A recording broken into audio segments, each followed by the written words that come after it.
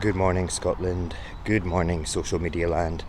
I hope you're well. Back in the middle of March, there was media, newspaper and sort of TV reports about the rise of Anglophobia in Scotland. It stemmed from I think it was a councillor up in Murray who was told to go back to England when he was actually born in Perth.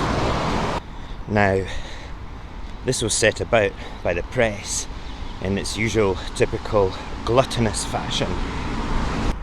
The reports were expressing the rise of Anglophobia and Anglophobic Scotland and how Anglophobia should be up there with Islamophobia and should be a hate crime because all Westminster politicians can't take it and are snowflakes. I don't mean that in an obnoxious, nasty, horrible sort of way. I mean it in a comical, satirical way to say, wow, we put up with quite a lot of hate and negative comments about being Scottish, being pro-independence and wanting to go it alone. For instance, you don't see in the media like pundits being ridiculously anti-English. You don't see Scottish newspaper editors being anti-English. You don't see Scottish politicians dressing down the English for being English. And of course, it would be completely denied in all the media that, television shows, other pundits as such, people with their own YouTube channels, etc., are belittling Scotland and its ability to be independent or just be Scottish. It's a wonder how we all get along so well. I mean, it really is.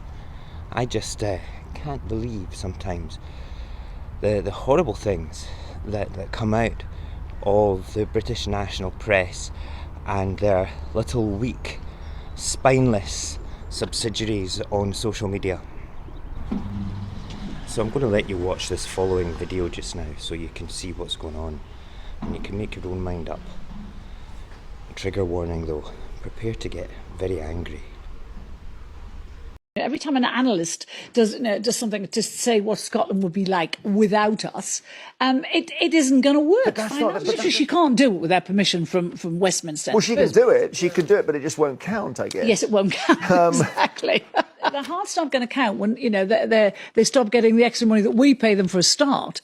If Scotland go on their own, where are they going to get all their money from? Scotland don't have any money.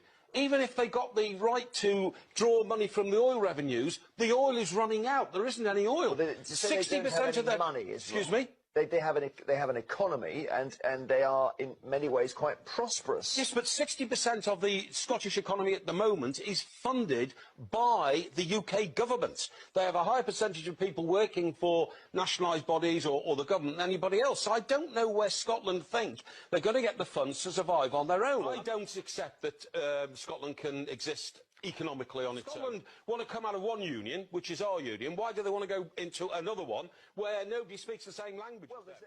So do you want a referendum? Do you want Scotland back? I just want my country to be restored. You can have it back then. That's what I say. Have it back. Have it back. Let them have it. Let them have Scotland. Why? Well, because I think that they will mess it up. Do you? Yeah, let them have it back. So I want it because I want to get their bill off my tax claim, because I'm sending a load of money in a security truck up the M1 and beyond to people lying around on sofas eating Mars bars which have been deeply fried. I mean, for goodness sakes, Scotland by itself, how's it going to survive? It has, what does it have? Well, what natural resources? Oil. The oil. And a monster in a lake. Loch Ness. Yeah. And I don't know. I'm just whiskey.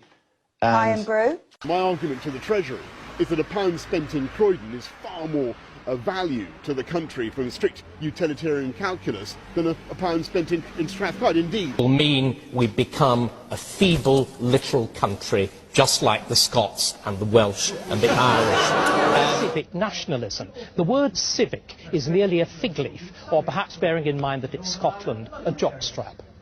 Oh, I'm going to take all the best bits that I like. Your Queen, your money, Doctor Who.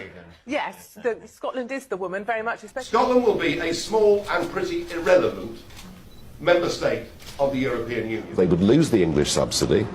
They wouldn't get any subsidy from Europe. Well over 50% of the people in Scotland are living on benefits of some kind. Well, there we are. I don't know if that's perhaps been picked up by the microphone, but it's just been chuntered from a sedentary position. Go back to the Isle of Skye. The first time that I saw the collection that you just watched there just now, I was stunned into silence. Yes, I know probably some of you might not believe that I could be stunned into silence, but my jaw was on the floor thinking, wow, can you imagine if just one Scotsman went public with similar sentiment towards anything at all similar about England?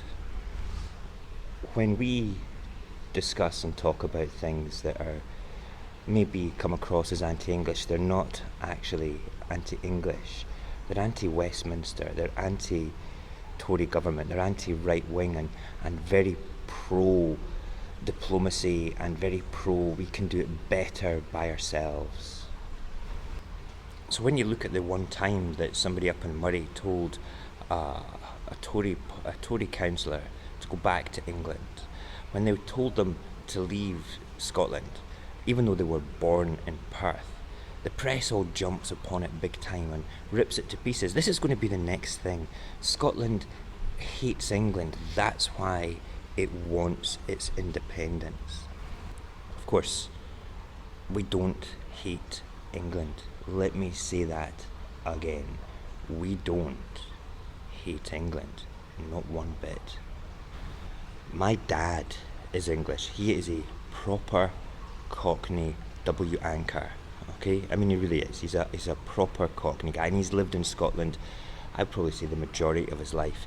He is an amazing hairdresser, an amazing musician, and a charming gentleman, if I don't say so myself. He's been a Labour voter all his life, and he's pro-union, but he's not a Union Jack waving union person. He kind of sees Great Britain as being a big family. And do you know something? I can understand his point of view with that, and he understands my point of view in a very grown-up sort of family discussion. But he is not a figure of hate in my life, and a figure of hate to his customers, his community, everybody like that. And I think that is what Scotland really does see our English brethren to be. I don't think it's unfair to say that. I think we need to be reminded from time to time that we are fighting a well-oiled, vicious machine that has been let loose upon the nation to disseminate, to destroy the independence movement as a whole, and they will say and do anything to make that happen. And it's not just in the mainstream media, it's not just in the news, the BBC or the ITV and things like that. It's not just in that. It's I'm in like the magazine style shows, like you see like Good Morning Britain, and just the talk shows, the coffee morning shows where people are sitting down having discussions and they get passionate about things, but it's not sort of like it's opinions. It's not anything other than opinions. It's not based in fact. They can't qualify anything that they say. And let's be fair, they sound ridiculous. They have Iron Brew. We all know that Scotland can go it alone. We all know that Scotland is a country, you know, blessed with massive wealth, an educated population, and an incredible vigour to go out and do things, and wants to be friends with the world. We have a sense of morality that Westminster just doesn't have. There's more morality in the average Scottish household. Even for people that vote Tory, I would say have a greater morality in Scotland than the people that have been voted in power down in Westminster. Do I think that Scotland is better than England? No, I don't think we're better than England. I think Scotland collectively is better than the way that England voted in the last general election. And I think that there are people in England that are on a bandwagon in the media to force an opinion down their own countrymen's throats that we hate England. And that hate is what will be grasped upon in the next INDY ref. We will be branded to be racist against England. There will be a stirring of the pot to make us look ridiculous and the devil incarnate when we're not. And what makes this whole machine thing even more terrible is, up in Scotland, we will never get to see or read what our English brethren will be reading and watching on their televisions and in their newspapers. We will have to deal with the Scottish versions of the Express, the Mail and everything, which will still be tough in its own sense. But to be fair and honest, the whole distribution of this opinion will be in the same papers, but without the same front page as we see in Scotland. It'll be completely different. It'll be Scots are all racists. Scotland hates England. Scotland want to take away our unity and our wealth. Scotland bad. And then they'll try and pin all that on the SNP. And then they'll try and pin everything from the SNP onto the SNP hierarchy. And they'll make it just about one person again. It will be Nicola Sturgeon's INDY Ref 2, and she will be branded a pariah. But being branded a pariah is not a bad thing. You know, it's you are the physical element of change, forcing that change upon a nation that needs to change, because if we don't change, we're not going to survive this. I think that every INDY warrior is that element of change. I think that we all fight our own little battles with our own ways of discussing the pros of Scottish independence amongst our friends and our family, and engaging positively with people in social media. We do it every day, and it's tough. So let me leave you with this thought, this inspiration. We are not the narrow-minded, gluttonous media trolls that like to denigrate Scotland and its people.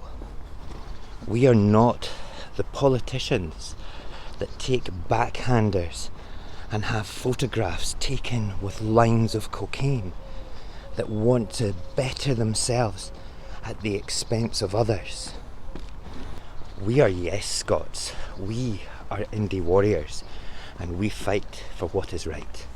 We fight for what is best for Scotland, and what is best for Scotland is independence, because independence is normal. Thank you for listening. Goodbye and good luck.